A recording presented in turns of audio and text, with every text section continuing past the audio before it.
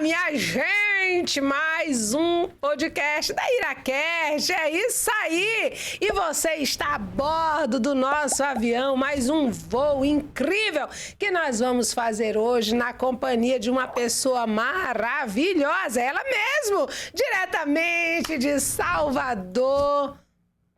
Vocês não estão entendendo, hoje é caso de advogado. Doutora Jéssica, bem-vinda! Muito obrigada, meu bem. É um prazer estar aqui. Essa moça linda que nós tivemos o prazer de conhecer. É uma mulher com uma história maravilhosa, empoderada. É isso aí, gente. Hoje ela está aqui abrilhantando o nosso podcast. Como eu estava dizendo, bem-vinda. Aperte os cintos, o voo vai ser tranquila na companhia dessa copila maravilhosa. Doutora Jéssica, se apresente para a galera. Olá, pessoal. É um grande prazer estar aqui. Reitero esse agradecimento dessa oportunidade de estar aqui com vocês. Eu sou Jéssica Adocum, sou lá de Salvador. Tive o prazer, o privilégio de conhecer essa... Eu nem ouso falar o sobrenome do Adocum. Ô, Adocum, olha, mas você já treinou com o Leonardo, falou direitinho. Adocum. E eu vou... O Adocum. O Adocum, gente. O Adocum, tá? Não vou errar mais. Exatamente. Diretamente de Salvador, para conhecer pessoas excepcionais aqui em Alphaville. Então, agradeço imensamente a oportunidade desse encontro. Olha, você está em melhor companhia nessa cidade, acredite. Você está com a comandante Bombom. Mas, sem mais delongas, vamos começando pelo começo. E hoje eu quero fazer um voo rasante na história dela, ela mesma. E como eu sempre pergunto, quem é a Jéssica criança? Quem foi essa menina tão linda, tão doce, transformou essa mulherão aí? Conta pra mim. Então, Jéssica criança. Você já percebeu que eu sou um tanto quanto tagarela, né? Então, como a típica geminiana, eu sempre fui... O que é geminiana? Meu signo de Gêmeos. Ah, tá. Meu signo é Gêmeos. As pessoas de Gêmeos são extremamente comunicativas. E eu cresci enquanto essa criança... Dizem que eu sou Ares. O que acontece comigo? Ariano, teimoso demais. Mas é amigueiro. Ariano é amigueiro. É amigueiro. Ainda bem que não é arengueiro, gente. É amigueiro. Contudo, o Ariano tem esse quê de teimosia, porque ele presume que ele detém a verdade. A verdade está com ele. E você pode trazer todos os argumentos que for, mas ele continua levando em conta. Aí chega o momento da conversa que ele só desiste de você. Tá bom. Você quer acreditar nisso aí, tudo bem. Mas a verdade permanece com ele. Esse é o perfil do Ariano. Menina, tem bastidor nesse... Temos informantes aqui validando a minha tese. Mas então, esse é o perfil do Ariano. É hoje que marido dorme na... É hoje que vai ter gente dormindo no sofá, viu? Vai dormir no sofá hoje. Te entregou. Mas então, a Jéssica criança é a caçula de três filhas que minha mãe teve. E com uma boa distância entre minha irmã mais velha e eu, de modo que, ao mesmo tempo... Peraí, vocês são 3 irmãs? Isso. Não teve nem um menino? Teve depois que minha mãe trouxe o meu irmão para a nossa família, mas ele já chegou com 10 anos. Então, além dele já chegar um pouco grande, a nossa diferença entre eu e ele é de 8 anos, então... É porque eu entrevistei o seu esposo e ele me disse que lá era uma família de 3 homens. Eu falei, meu Deus, tem alguma coisa errada aqui. Que a mulher do cara agora é uma família de 3 mulheres. Exatamente. Oxi. Mas continue. Então, e aí nitidamente hoje eu percebo essa interferência tanto da educação dos meus pais, mas das minhas irmãs também. E que tiveram um papel elementar na minha formação, porque, como eu falei, né, minha irmã mais velha, 12 anos de diferença, e ela rompeu algumas barreiras que permitiram com que eu tivesse uma liberdade para ser quem eu sou. E eu enxergo isso como elementar, como eu falei, porque a gente cresceu num ambiente onde a gente vivia essa dicotomia. Eu nasci e me criei na favela de Salvador. Lá chama favela, aqui pode chamar periferia, enfim, comunidade, mas é tudo bairro popular, periférico. Tudo é a mesma coisa. É.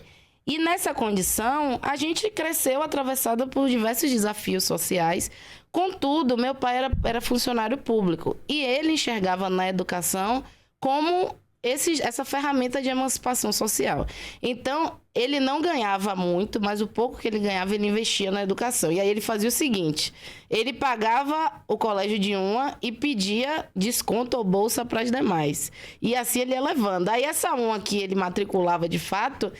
Então, mesmo com toda a dificuldade, você conseguiu estudar em colégio particular, estudar. E aí eu vivi essa dicotomia porque eu voltava sempre para minha casa, que era na favela, atravessada por diversos desafios de, enfim, criminalidade e essas questões que a gente já sabe, não precisa reprisar. Só que no outro ambiente, eu tinha visão de futuro. Eu via outra forma de se viver. Lá as pessoas tinham conforto, sim. Elas não eram atravessadas pelos mesmos dilemas que eu vivia no meu ambiente doméstico, né, familiar. E no meu colégio eu tive contato com outras possibilidades, outros estilos de vida. Você viver de forma próspera, com acesso a recursos, com acessos que eu não tinha na minha origem familiar. E eu atribuo a isso você enxergar que é possível e caminhar em direção a essa realidade. Então, eu sempre vivi nesses dois mundos ao longo da minha vida. E porque eu digo que é importante a presença das minhas irmãs. Porque quando a gente para conversar, como éramos, em regra, as únicas alunas negras nas nossas turmas, quando eu pergunto à minha irmã, ela tem muitas memórias de dor, de ouvir comentários ofensivos que isso, de certa forma, minavam a autoestima dela. Só que quando chega na minha geração, eu já não tenho esses relatos. Por quê? Eu sempre tive uma autoestima muito elevada. Eu era a pessoa que enaltecia sempre. Eu lembro desde criança, mesmo sendo a única negra do ambiente onde eu estava, eu sempre enaltecia meus atributos. Eu nunca me vi como alguém... Eu dizia que eu sempre falei que eu era linda. No terceiro ano, teve uma cerimônia de Oscar. E eu ganhei a gata do terceirão. Porque eu me achava. Eu sempre me achei o último biscoito do pacote. A gata do terceirão. Eu sempre me achei. Então, eu percebo que o fato delas terem passado por isso antes de mim fez com que elas me preparassem para estar naquele ambiente. Então, eu nunca me senti inferior, nunca me senti feia, nunca tive esses problemas de autoestima, mesmo sendo uma criança pobre no colégio de classe média. Uau! Os seus pais, você morava na favela, na comunidade, o que seus pais faziam? Então, pai era funcionário público e mãe era dona de casa. Eu chamo pai e mãe, tá? Pai era funcionário público e mãe cuidava da gente, sempre viveu por lá, mãe nunca trabalhou. E essa era a conjuntura. Apesar de ser funcionário público, o dinheiro era... Vamos só reconstruir aqui. Uhum. Nunca trabalhou? Fora. Desculpe, mas realmente. Foi a que mais trabalhou, exatamente. Né? Porque geralmente... Nunca trabalhou de forma remunerada, melhor dizendo. De forma remunerada. Isso aqui é a pior coisa, gente. Não trabalhou de forma remunerada. Porque a mulher do lar, ela geralmente trabalha pelo quê? Pela roupa que veste, pela comida que come, pelo lugar. E aí, muitos homens, eles só chegam e falam assim... Eu tô cansado, tu não faz nada, tu não trabalha, eu que saio todo dia pra trabalhar. Mas quem que cuida das tuas coisas? Quem lava tua cueca freada, filho da mãe? É por isso que eu fico mordida. Né, é verdade, amiga? É verdade. A mulher tá ali, lavando a cueca do cara freadona, e botando mesa e fazendo. E não tem hora pra acabar. E não tem hora pra acabar. E é sempre ali, cuidando do filho, cuidando. E aí, às vezes, a pessoa fala, mas tu não trabalha. Trabalha muito. Mais. Se duvidar, trabalha mais que 2 homens por dia. Né? Então, só reformulando isso aqui, exatamente, né? Mas você está corretíssimo. E ela cuidava com a vossa licença, eu vou tirar aqui meu blazer. Claro pra gente ficar sim. mais à vontade. Será que eu também? Eu acho que eu não vou perder pra tu. Vamos. A gente já tá em casa. Vamos. Bora que a gente já tá em casa. Deixa eu afastar aqui um pouquinho. Gente. O calor aqui de São Paulo chegou. Bora, marido, vai lá. Pra gente ficar mais à vontade. Tá bom, Viviane? A Viviane é meio espelho. Tá top, então pronto. Pronto, vamos lá. Olha, gente. Fiquei até mais jovem. Pois é. A gente combinou as camisas. Dress code, gente. Tinha dress code, me avisaram. Pode rebolar assim, né? Pro marido pegar. Eita, glória. Pronto, pra gente ficar mais à vontade. Você tá linda. Como que eu tô, amiga? Tá perfeita. Ah, então tá. Nasceu perfeita. Adoro. Então vamos continuar, né? Já paramos aqui o momento de trocar a roupa. E a sua mãe cuidava da casa. Doutora Jéssica, fala pra mim. Qual foi o momento assim mais difícil na sua infância? Olha, apesar desses desafios de ordem social, eu tive uma infância feliz. Eu não percebia esse contexto em que eu vivia como uma problemática. Porque eu tinha o básico que hoje eu vejo o quanto é um privilégio também. Eu tinha um pai e uma mãe. Quando a gente olha para a realidade das famílias periféricas brasileiras, você ter um pai presente é um privilégio. Você não depender do resultado do faturamento daquele dia para decidir se você vai comer ou não, me coloca numa situação de privilégio, apesar de estar vivendo na periferia, porque a gente vive num país onde existem diversas camadas sociais.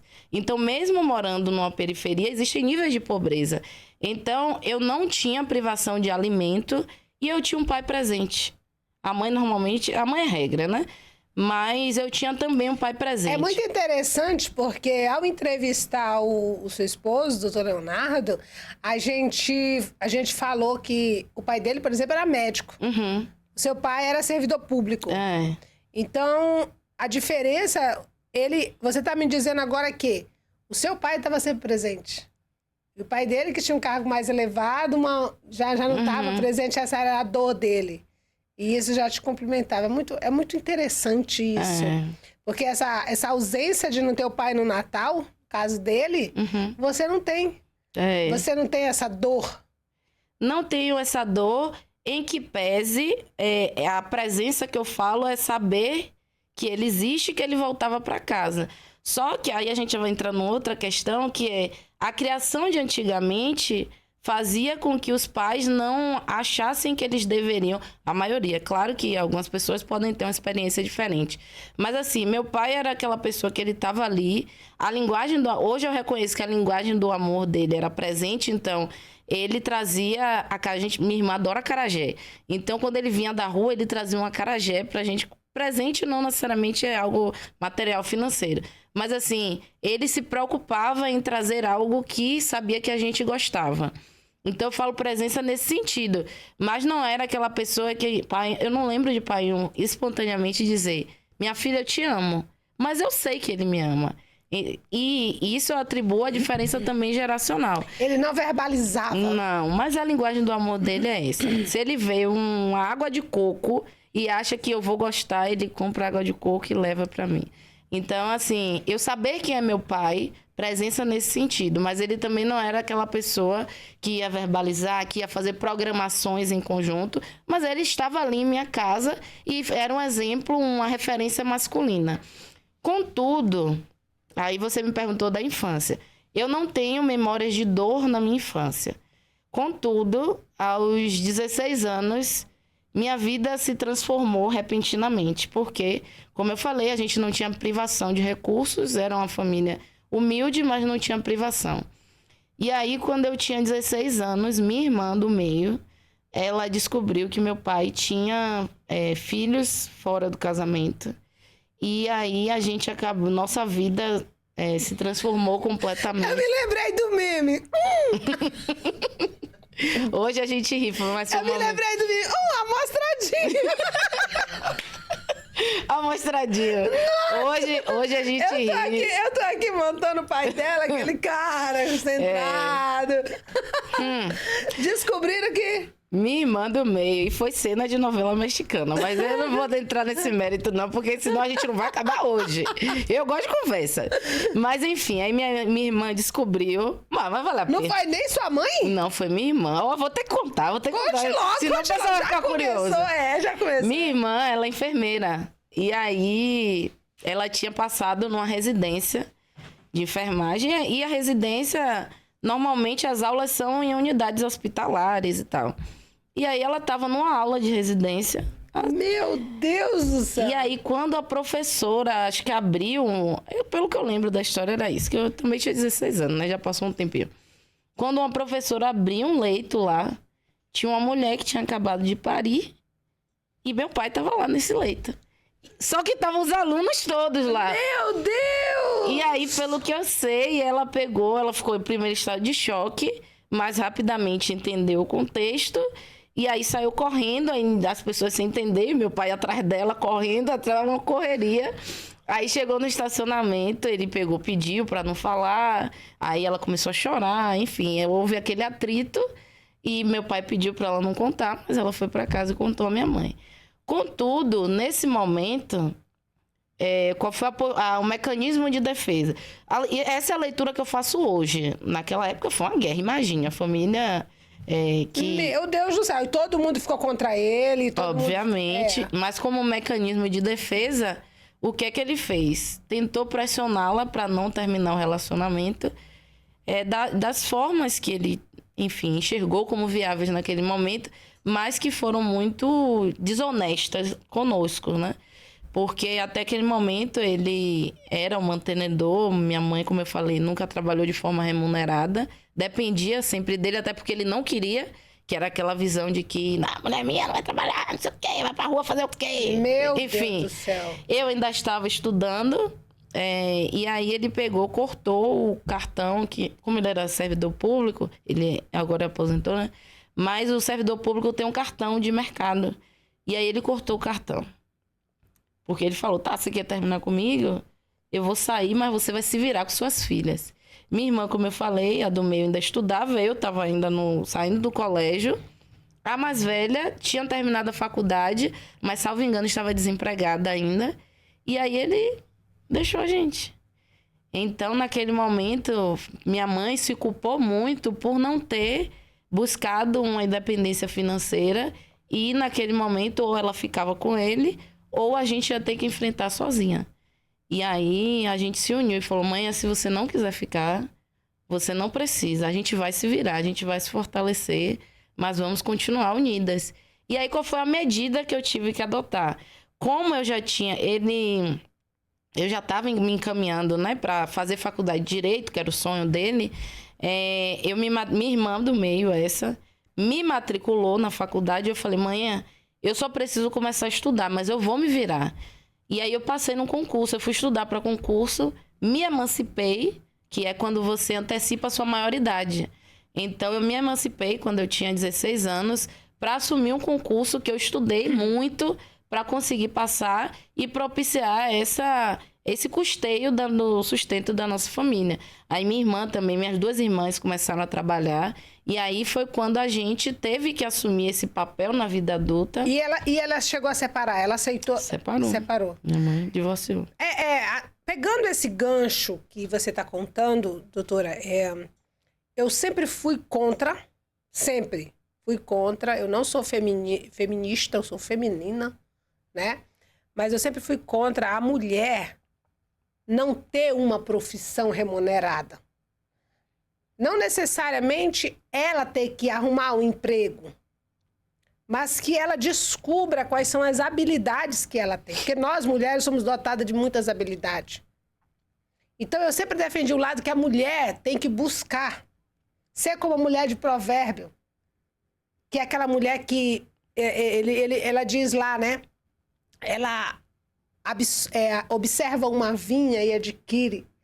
Ela coloca a mão na roca, ela trabalha. Ela costura, ela tece. Diz que a púrpura e o linho são as suas vestes. Então, eu sempre fui a favor dessa mulher. Por quê? E eu falo isso muito com meu marido. Eu quero aprender tudo. Eu quero aprender a dirigir. Eu dirijo carro, eu dirijo caminhão, eu dirijo avião, eu dirijo fogão. Eu digo só que eu não dirijo maridão, porque ele não deixa. Mas eu sempre fui a favor, por quê? Porque não está escrito até quando esse relacionamento vai durar. Porque a gente não casa para separar amanhã. Ninguém. Ninguém casa para acontecer um rolê desse no meio do caminho. Ninguém casa para... Ninguém sabe quem que vai morrer primeiro.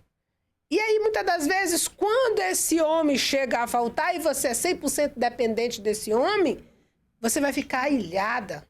Então, eu defendo muito. Eu fico muito preocupada quando eu vejo mulheres com os braços cruzados ali, vendo novela, assistindo um TikTok, fazendo não sei o quê, e a vida passando. Então tá na hora de acordar, tá na hora de você buscar essa independência financeira e procurar o teu lugar.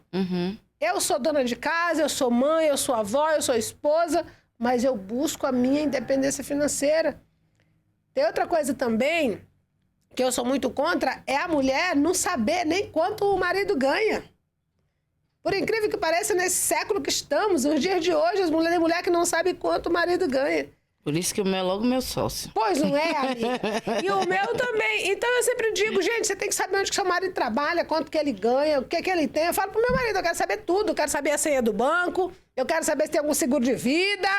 Não adianta romantizar tudo, não. A vida é um negócio, o casamento... E prático, as coisas têm que ser práticas. Tem que ser práticas e bem ditas, faladas. Então tem que ser discutido. O que que você tem? Tá guardando onde? Tem o quê? Porque a mesma coisa, tudo que é meu tá ali. Vou botar na agenda. Olha, meus filhos tá aqui. Se eu chegar a bater as botas, vocês já sabem onde é que tá. Porque a vida da gente é essa. Então eu fico imaginando assim a loucura que foi pra tua mãe. Aí detalhe, ela conheceu meu pai, ela tinha 14 anos. Uma menina, gente. Casou com 16, já grávida da minha irmã, mais velha.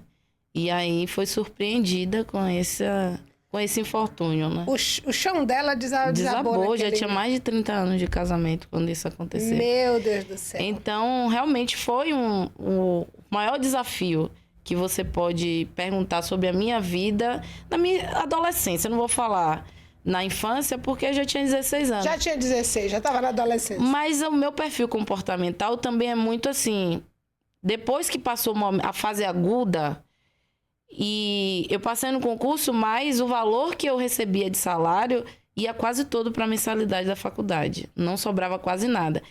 Então, durante a faculdade, eu sempre tive mais de uma fonte de receita, porque eu precisava me virar para ter algo a mais. E o curso de Direito é um curso caro, para além da mensalidade.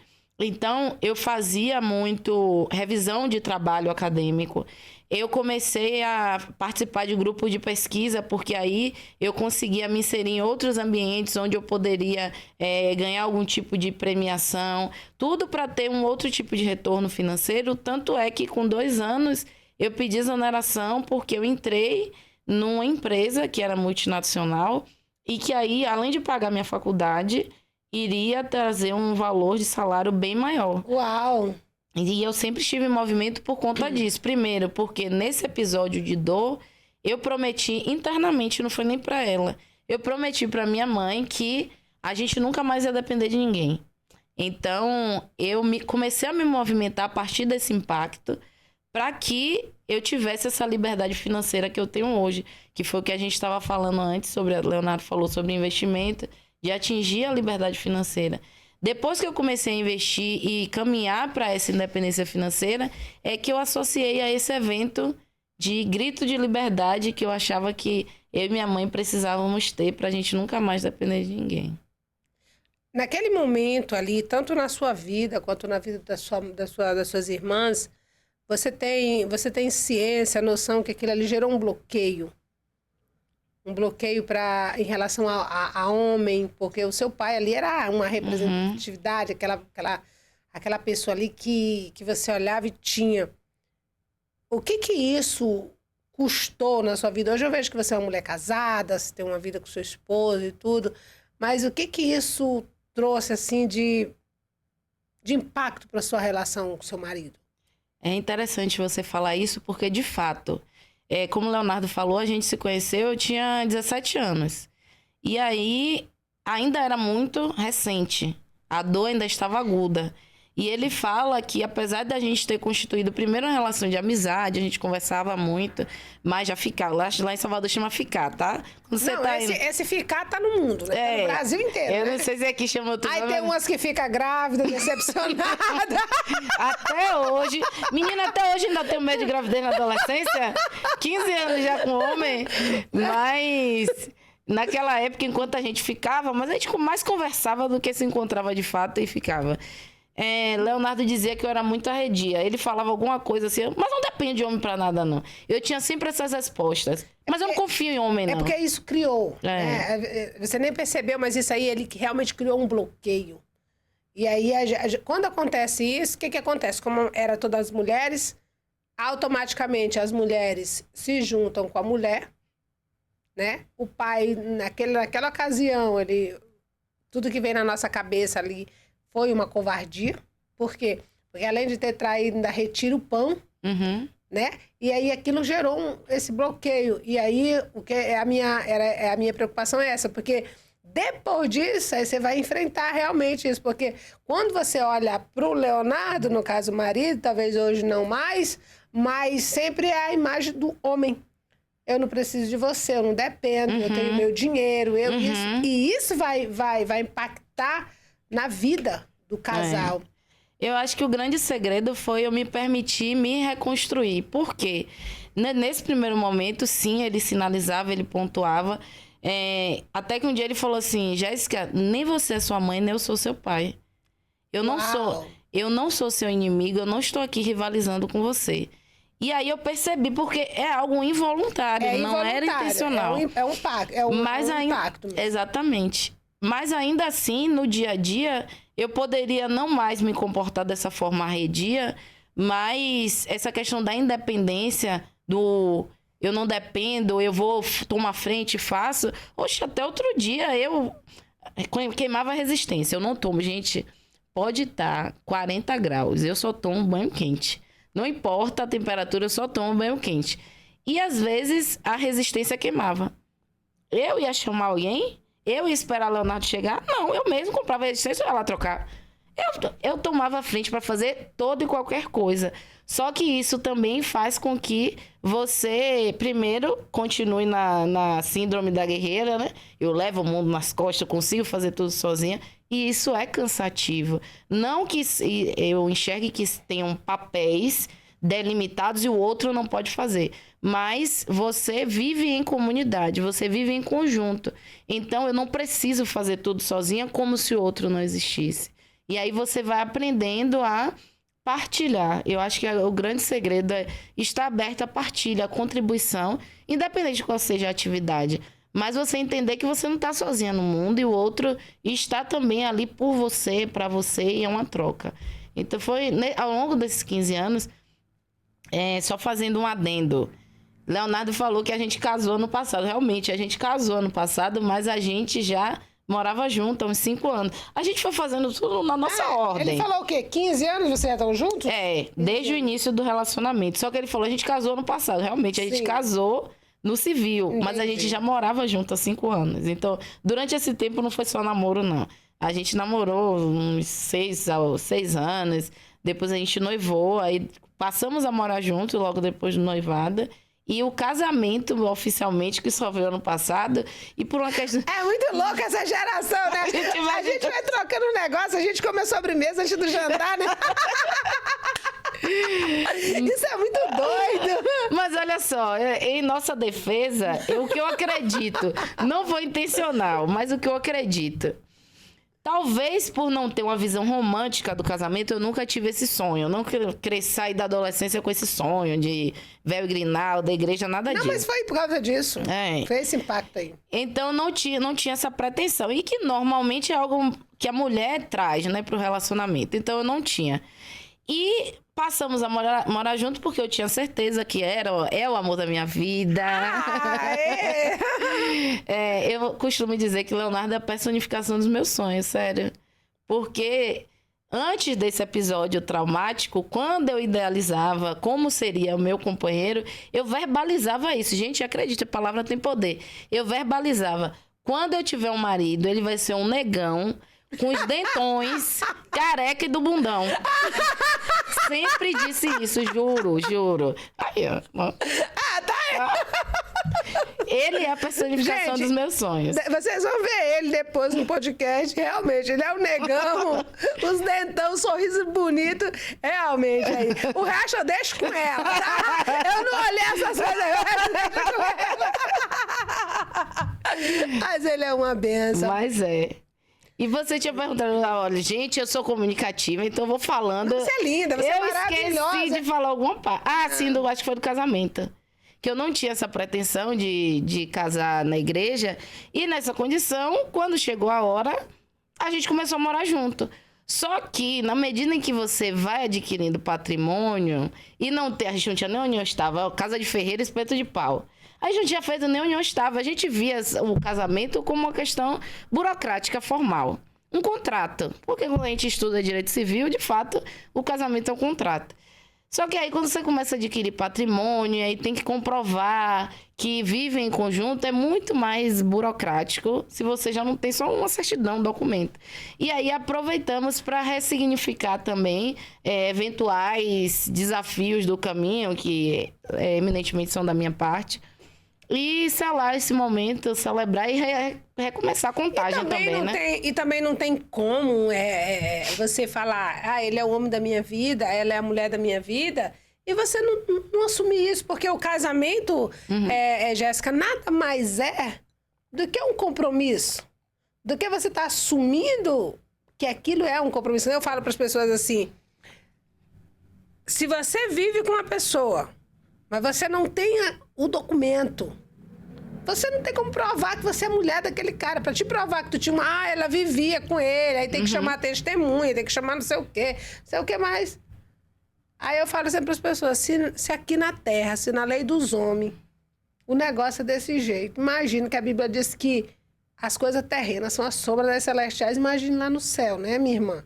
Então, que bom que vocês estão entendendo. Que bom que vocês estão entendendo esse rolê aí, oficializaram esse casamento, e estão recebendo as bênçãos do Senhor. E muita gente vive nesse dilema. Vive 6 anos, 10 anos com a pessoa. Não, mas eu ainda não quero casar, não sei se é o homem da minha vida. Meu irmão, dorme com o cara toda noite, tá vivendo... Eu tenho uma amiga que ela viveu 7 anos com um camarada, ainda vive, eu acho... E não casa, não vai pra casa dele, nem ele vai pra casa dela, é um negócio assim. Não. Eu falo, para de perder tempo. Então tá jogando toda a sua juventude, o cara tá desfrutando da sua beleza, do seu melhor. E aí você não tem, não, filha, segura logo, faz uma nota fiscal e fala, não, é tudo meu. Agora, sabe o que eu vejo também? Não tô dizendo que é o caso dela, daqui a pouco ela identifica que é ela e se denuncia. Não é por isso, não. Eu vejo que muitos jovens hoje querem sair, mas tem a expectativa de já ter uma estrutura montada ou próxima do que os pais têm hoje, ou que não venha passar nenhum tipo de adversidade ou dificuldade. Só que, para esses jovens, o que eu digo é, primeiro, se você está comparando o seu de agora com o de seus pais, eles não começaram, provavelmente eles não começaram da forma que você começou hoje. Eu percebo que hoje a minha geração tem muita aversão aos desafios, a enfrentar, a pagar o preço. E isso faz com que tenha esse retardo, né? De você sair do ambiente familiar para criar a sua trajetória. Então, a gente não saiu com apartamento próprio. A gente foi morar de aluguel. E ainda assim, eu já fui para uma condição, como eu já era advogada na época, eu já fui para uma condição muito melhor do que eu vivia lá no Engenho Velho, que era onde morava. Então, assim, mas não era casa própria. Tive medo de não ter o valor do aluguel em dado período? Tive. Mas eu tinha certeza que eu ia dar um jeito. Porque se eu ficasse esperando uma estrutura ideal, um cenário propício, eu já ter uma casa própria, talvez eu ainda estivesse vivendo aquela realidade de 6 anos, 7 anos atrás. Então é isso. Eu acredito que a gente tenha que pagar o preço e olhar para os nossos pais na época em que eles estavam com os nossos desafios e não comparar com agora. Exatamente. Cada um tem sua eles já estão colhendo agora, né? Mas e aí depois? Você conseguiu reatar com seu pai? O que aconteceu depois disso? Sua mãe separou? Seu pai ficou lá com a mulher que tinha parido dele? Como que ficou a relação aí do... Casa de família. Dava um programa. Não ficou. Inclusive, enfim, uma situação bastante pitoresca, mas é a vida dele, foram as escolhas dele. Até hoje ele não tem companheira nenhuma. Com relação à nossa relação, no primeiro momento houve um afastamento até pela mágoa, só que graças a Deus, Deus é tão maravilhoso que nós três, a gente perdoou de tal forma que meu pai teve vários desafios de saúde. Uns 2 anos depois, meu pai teve câncer. A gente se reaproximou dele, inclusive, nessa oportunidade. cuidamos dele. Depois ele, enfim, arranjou uma namoradinha aí já começou a ver a gente como... Ele sempre batia nessa tecla de que a gente apoiou minha mãe, de que a gente não ficou do lado dele. E aí, virava e mexia, ele brigava com a gente de novo, mas ele teve, depois do câncer, a saúde dele começou a ficar bastante debilitada. Então, os episódios de doença se tornaram cada vez mais recorrentes, ao ponto de, em 2017, ele amputou a perna, voltou para casa de minha mãe. Minha mãe, meu Deus do céu, aquela mulher é um ser iluminado. Aceitou que a gente cuidasse dele lá, mas depois que ele ficou bom e reabilitou muito rápido. Porque o que é que a gente sempre viu de muito valor em Painho? Ele é geminiano como eu, então é essa pessoa de conversar, onde ele chega, ele tem amizade. E a maior dor da vida dele seria ele não voltar a dirigir. Então, quando ele amputou a perna, a gente já estava pesquisando sobre reabilitação. Ele reabilitou muito rápido, então ele dirige normal. O carro só precisa ser automático porque a perna que ele amputou não precisou de ser carro adaptado. Então, assim, a gente sempre esteve ao lado dele e por isso que desde o início eu falo, foi a decisão que ele tomou no momento para tentar não perder um relacionamento. Hoje eu não associo a não. No desespero, né? Eu não acho que ele, não, vou deixar minhas filhas. Não passou isso pela cabeça dele. Não. Foi ele só queria passar uma barra. Exatamente. Mesmo. E, ao mesmo tempo, ele tem as feridas dele também, da origem familiar dele. Isso. Então, eu não tenho ressentimento algum. É uma pessoa que me vejo muito. Hoje eu reconheço o quanto eu sou parecida com ele. E tem uma história de vida incrível, porque meu pai... eu falei no início de níveis de pobreza. Meu pai foi uma pessoa paupérrima, que passou necessidade, de fato. Teve privação de alimento. E aí você vê uma pessoa que, com todas essas dificuldades, passou num concurso público, formou 3 filhas, em nível superior. Eu sou advogada, minha irmã do meio é enfermeira, a outra é administradora e é formada em matemática. Minhas irmãs, inclusive, são funcionárias públicas, como meu pai. Todas nós temos uma vida muito mais confortável do que ele teve. Então, meu pai é um vencedor. Uau! Eu admiro demais a história dele e é isso. Ele teve escolhas ruins que, francamente, prejudicaram muito mais ele do que a mim.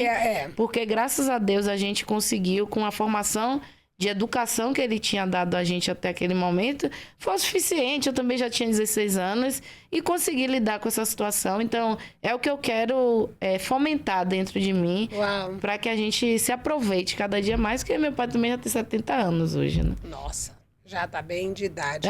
Eu só quero aproveitar. Mas com certeza se arrependeu, né? Profundamente. Mas agora, mudando de assunto, meu Deus do céu, nosso horário tá voando, né, gente? Poxa, para ali! Tem que ir até meia-noite hoje aqui, né? Doutora Mindy, deixa eu te falar uma coisa. Hoje você é uma mulher realizada, estruturada, tá aí com um casamento abençoado, graças a Deus. Empresa, tá empreendendo. E eu te pergunto assim, qual que é a tua maior...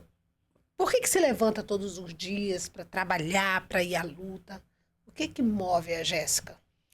O que move a Jéssica é, primeiro, esse senso de mostrar que é possível.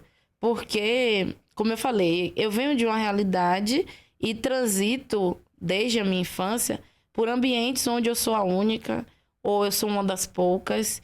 E o que me move é isso, é mostrar que é possível uma mulher falar de direito empresarial onde, em regra, tem homens. Ou ser um corpo negro, uma mulher negra num ambiente onde só existiam até então pessoas brancas. Ou ser uma mulher no ambiente de investimento. O que me move é ser representativa, é mostrar outras possibilidades, caminhos, para quem ainda não sabe que é possível. Porque ao longo da minha trajetória, para mim, ficou muito nítido que às vezes a pessoa nem sonha porque ela não sabe que existe aquela possibilidade, ou que pessoas como ela podem sim estar ali. Então, minha missão hoje é isso, é mostrar para as pessoas que é possível, se você é mulher e quer adentrar ambientes que, em regra, você não se vê, é possível sim você estar lá, e especialmente pessoas pretas que ainda não enxergam alguns caminhos que é possível. Apesar de você... Muito boa essa sua fala. Apesar de você ter estudado em escola particular, morado na favela, como você já falou, dos dois lados que você conhece, e está sempre empoderada, tudo. Mas existiu alguma situação na qual você foi, de fato, discriminada pela sua cor, pelo seu cabelo, em algum ambiente? Velado. Diretamente nunca. Nunca verbalizaram algo que eu pudesse ouvir ou diretamente foi dito a mim. Nunca. Se eu dissesse aqui, eu estaria mentindo. Contudo, nos espaços sociais onde eu transito, não é incomum a gente perceber os olhares, o estranhamento, ou até mesmo aquela indagação de... Em mesa de audiência já aconteceu isso. Só que é sempre velado, né? Nunca acham que eu sou advogada. Independente do look que eu esteja utilizando, a primeira resposta, ou a primeira suspeita é que eu seja a parte. E aí, já aconteceu diversas vezes de perguntarem... Você que é advogada? Pergunta pro cliente. Aí o cliente, não, advogada é... Ah, não, é porque eu achei você tão nova. Sempre é porque eu sou nova. Mas isso não me abala. Porque hoje eu estou numa posição de poder que isso não interfere na minha rotina. E aí, eu gosto de fazer essa ressalva porque existem pessoas que vão estar numa condição de vulnerabilidade e que já são atravessadas por tantos desafios que isso toca num lugar diferente do que eu consigo lidar. Por isso que eu não relativizo as dores, eu considero sim que precisa existir essa pluralidade, né? Você vê vários corpos de diversas formas e etnias nos espaços para que a gente comece a naturalizar, mas eu consigo lidar porque eu não dependo daquela situação. E por isso que não me impacta tanto. Na posição que eu estou hoje não me impacta, mas eu não deixo de ver em espaços, especialmente lá. E é curioso isso, como o Leonardo sinalizou. Eu ia perguntar sobre isso, porque aqui, hoje você está aqui em São Paulo, né? E aqui em Alphaville e tudo mais. E a gente estava comentando mesmo com o Leonardo sobre isso. Se em algum momento aqui vocês tiveram isso.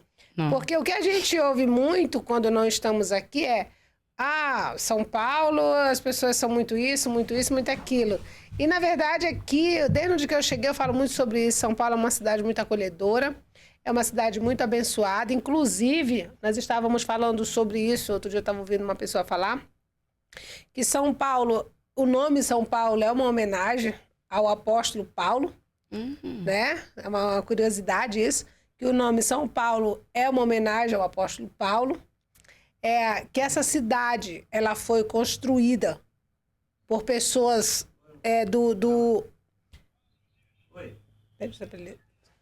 que foram pessoas que vieram do Nordeste, nordestino. Para construir a cidade. Foram pessoas que construíram, pessoas de garra, porque eu nunca vi pessoas tão fortes como os nordestinos. Pessoas que trabalham de manhã, de tarde, de noite, não tem... Quando o cara quer fazer, ele faz.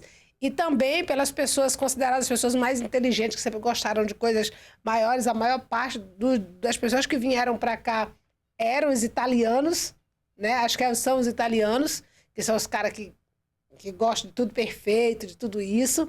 Então, assim, é por isso que São Paulo é o que é hoje, essa cidade poderosa, a maior metrópole do Brasil e a quinta maior cidade do mundo, né? Onde nós temos aqui o maior PIB brasileiro.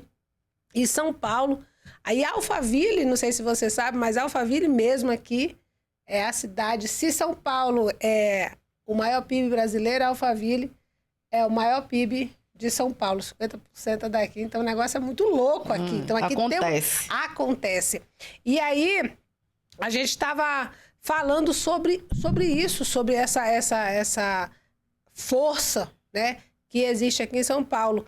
E que as pessoas, diferente do que muita gente diz, eles abraçam a gente. Eles acolhem a gente. Aqui você encontra muita pessoa de outros lugares, muita gente. E aí ele me falou sobre isso, que é as maiores decepções em relação à discriminação recebe no lugar de origem. Na cidade mais preta do Brasil, que eu acredito que seja Salvador. Mas isso também tem... Você consegue associar a nossa formação cultural, porque sendo lá o lugar onde você mais vai encontrar pessoas pretas, lá também vão encontrar muitas pessoas que sofreram e foram hostilizadas. E eu costumo dizer que o racismo é o crime perfeito, porque elimina você por dentro. Quem destrói o ferro é o ferrugem, que ele mesmo vai... Caraca, meu, quem destrói o ferro é o ferrugem. Olha só, isso foi brabo agora. Eu vou levar esse código aí. Anota aí, meu assessor. Quem destrói o ferro é o próprio ferro. Quando esse projeto racismo foi criado, uma das ferramentas, uma das tecnologias que ele utiliza é ruir você por dentro, é você negar a si mesmo, é você não ver beleza em você. Então, se eu sou uma pessoa preta e não vejo beleza em mim, eu não vou ver no outro preto. E eu não vejo... Então isso aí faz com que a gente entre em sintonia já viu aquele ditado que diz assim, quanto mais me falam de Pedro, se, por exemplo, o Pedro me fala mais de Paulo, por exemplo. Então, quanto mais o Pedro fala de Paulo, mais eu conheço o Pedro. Porque quanto mais você fala de mim, o que você tá vendo em mim é o que você tem. Então, dá uma... É a negação de si mesmo.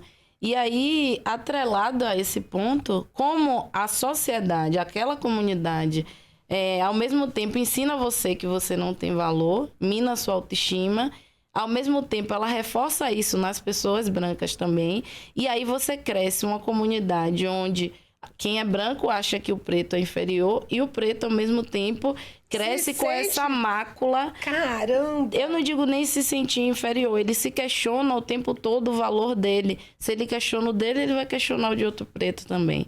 Então, eu acho que eu vejo como um projeto, onde as pessoas ali mostram, as pessoas brancas nos espaços elitizados, que é onde normalmente a gente transita, elas estranham o corpo negro. Uma pessoa preta sentada, por exemplo, no restaurante. Eu não estou ali em uma posição de subserviência. Eu estou para consumir tal qual aquela família branca. Chegamos em família e uma outra família branca está ao lado. Causa estranhamento, tanto na mesa de famílias que são diferentes, têm um fenótipo diferente do nosso, mas também as pessoas que estão ali trabalhando. E não é incomum a gente receber essas indagações ou uma abordagem diferenciada por estarmos, ao invés de servindo, estarmos sentadas, sendo servidos ou consumindo alguma coisa. Então, assim, eu associo essa experiência ruim numa cidade onde tem muitas pessoas negras, porque lá houve essa conjuntura de existirem muitas pessoas negras para serem minadas, ao passo em que as pessoas brancas que estão ali fazem questão de dizer aqui não é o seu lugar, especialmente nas camadas, nos espaços de poder mais elitizados da cidade, e aí a gente vive esse tensionamento. Em outras regiões do país, não precisou existir, até porque não existia a presença de pessoas pretas. Então, quando você vai mais ao sul, por mais que existam, sim, é inegável... Com certeza. Episódios de racismo pelo país, mas quando você chega, por exemplo, ainda mais nessa condição que a gente tem hoje, onde transitamos por espaços elitizados. Então, não é comum ter nem servindo, nem à mesa, e aí a gente chega, o máximo que vai ser uma situação pitoresca. Obviamente, podem existir questões raciais, mas a gente ainda não teve essa experiência, até por a gente chegar já sabendo que somos advogados, ou se ele está aqui, ele deve ter algum poder aquisitivo, que não é a regra dentro do cenário nacional, né? Uau! Nossa! Eu fico assim, impressionada, né? Que eu estava olhando pro seu esposo e eu falei assim, olhando para você. Se não me conta, não ia, que nem eu passei por isso.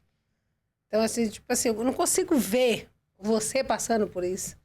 Pela posição, sabe? Pela postura e tudo. Eu falei, não, mas eu passo por isso, passei por isso. E ainda passa. Uhum. E ainda passa. Mas que assunto? Eu acho que a gente precisa falar mais sobre isso. Precisamos dar mais voz a isso aí. Por isso eu acho que eu fiquei tão encantada com o evento, né, da segunda-feira. Eu fiquei impressionada e eu vibrei pra caramba, porque eu falei, caramba, que top, que top. Alguém pode se levantar e pode falar isso.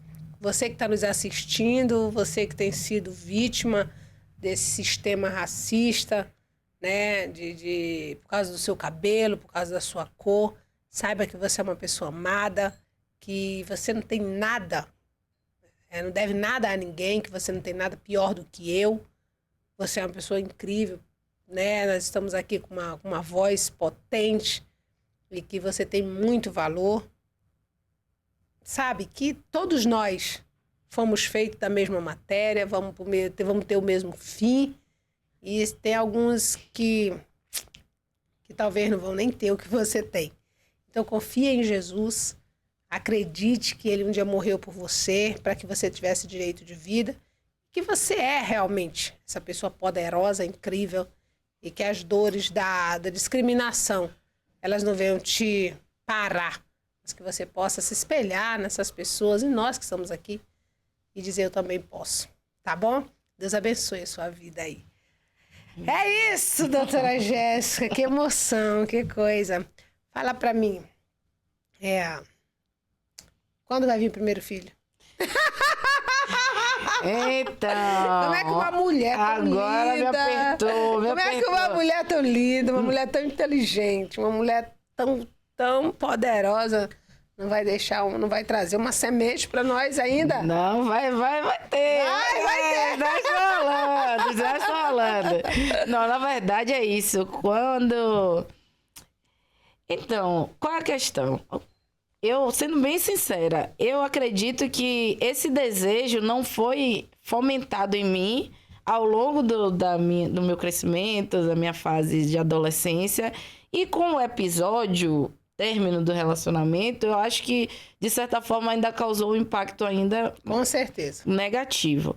Contudo, na medida em que você vai se curando, você vai entendendo que é uma etapa, é mais uma fase da sua missão aqui, pelo menos para quem quer, para quem tem esse desejo. Não estou aqui para julgar as decisões de ninguém, mas foi algo que foi sendo trabalhado nos últimos anos em mim, para ver como uma possibilidade e agora como um projeto. Um projeto Opa, que eu vou executar nos próximos meses aí. Eu já combinei com o Leonardo que a partir de dezembro eu vou começar a tentar. Vai começar a tentar. Vou colocar na mão de Deus a partir de dezembro. Save the date. Coloque aí na agenda. Eu acho que... Coloca na mão do Léo, que eu acho que é melhor. Acho que Deus não vai se meter, não. Ele vai dizer assim, tem um negão aí. De Deus, a partir de dezembro. Já tem uma data para início dos testes. Dos testes. A fase de testes a partir de dezembro. Uau, pelo menos temos uma data, né? Meu marido, em janeiro, a gente vai ouvir choro de menino. Porque tem que deixar o rio fluir, né, Jéssica? E assim, quando eu olho para essa parte, eu sempre lembro de um episódio na Bíblia que ele diz assim, que o cara trabalhou tanto, construiu uma grande fazenda e ele plantou e ele fez uma colheita muito grande e ele começou a fazer depósito, daqui a pouco aquele depósito já não coube mais, ele teve que fazer um maior, de uma certa forma que ele ficou muito rico. E aí daqui a pouco ele olhou, ele não tinha parente, ele não tinha ninguém, não tinha esposa, não tinha filhos, e daqui a pouco ele olhou e falou assim, uau, pode agora te desfrutar, ó minha alma, de tudo isso. Olha aqui, quanta riqueza, quanta coisa. Aí, só que à meia-noite ele ouve uma voz, um grito, dizendo, ô louco, tudo que tu fez, tudo que tu juntou, para quem será? Se hoje te pedirem a tua alma, todo o teu trabalho foi para quem? Vai ficar para quem? Nossa, quando eu entendi isso, eu falei, uau, o homem bom deixa herança para os seus filhos. Está escrito. Eu digo, caramba. E o homem mau, sabe para quem ele deixa herança? Para o homem justo. Já pensou? O homem mau constrói para o homem justo.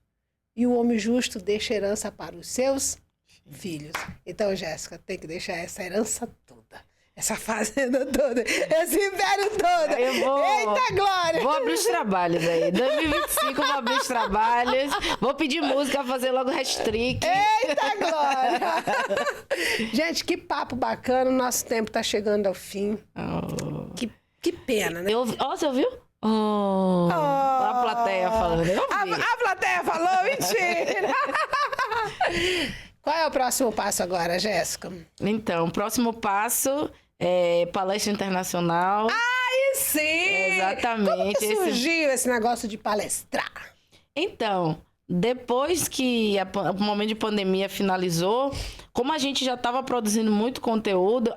detalhe, eu não produzia conteúdo, comecei a produzir porque comecei a conhecer, advogar para algumas influencers e fazer amizade com algumas delas, inclusive minha amada amiga Nateles.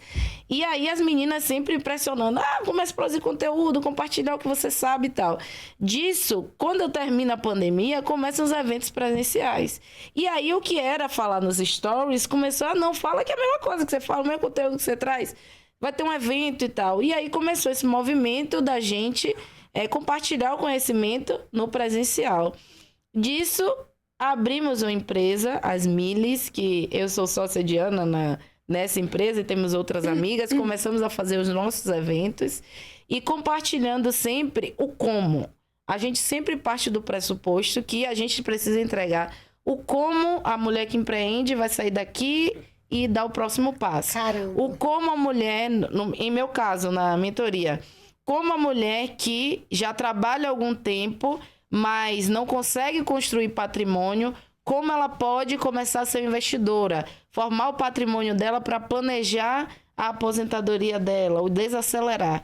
Então, foi muito nesse intuito de mostrar o como a outras mulheres, outras empresárias, que sendo advogando para empresas, eu percebo que as pessoas, mesmo que performem, que tenham faturamento, elas não planejam esse como.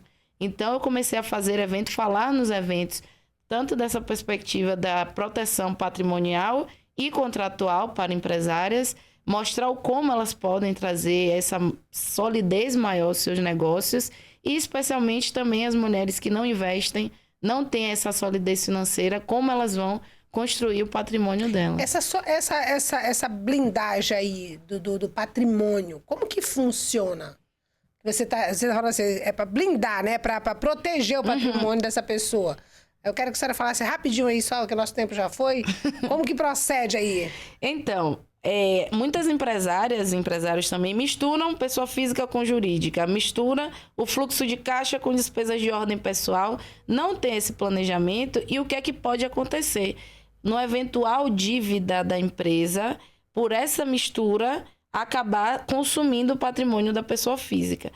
Com a blindagem, você consegue, antes disso acontecer, já separar o patrimônio de modo a que ele fique blindado, o patrimônio que você for construindo, para que, no eventual infortúnio da pessoa jurídica, os bens de ordem pessoal não sejam atingidos. Uau. Porque imagine você trabalhar a vida toda e no final dela ter que vender a casa que você tinha, um bem que você tinha, um veículo, para pagar dívidas da empresa. Então, é um grande infortúnio. Tá vendo só, gente? Então, você que tá aí empreendendo, que não quer ter esses dores de cabeça, chama a doutora Jéssica, aliás, os seus advogados, tá bom? @ os seus advogados. Aí sim, né? E o nome é bem interessante.